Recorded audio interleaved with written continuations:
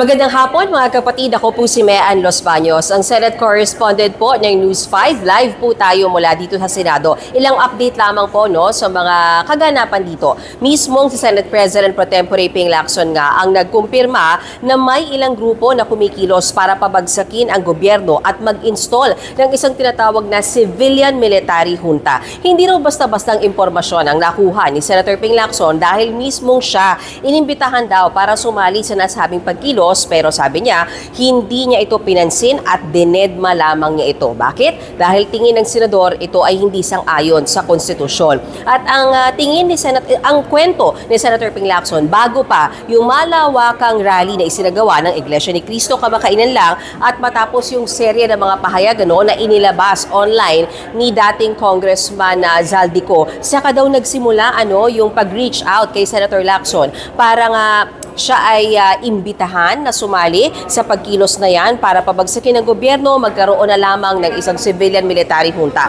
Tinanong ko, ano ba mismo ang gusto ng mangyari ng nasabing grupo? At ang sabi ni Senator Lacson, ang tingin niyang gustong mangyari ay talagang reset ng buong gobyerno. Tanggal ang presidente, tanggal ang vice-presidente, at maging yung succession daw ay hindi iiral, kundi isang civilian military junta ang mamumuno sa ating bansa. So, ang sinasabi ni Senator Ping Lacson, mukhang may ilang grupo daw na kumikilos para galitin talaga yung taong bayan, At para sa kanyang punto, hindi niya yan papansinin at hindi siya sang-ayon diyan dahil nga hindi raw yan sang-ayon sa konstitusyon.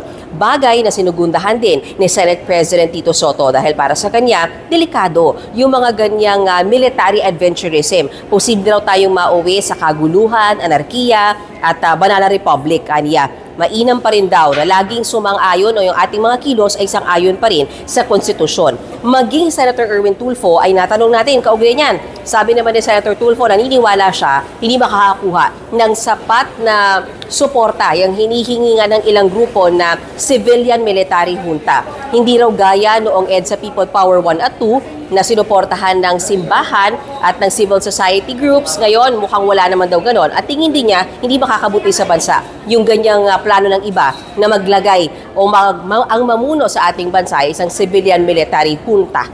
So yan lamang ang update ko na dito sa Senado. Magbabalik po ako. Ako po si Mean Los Baños.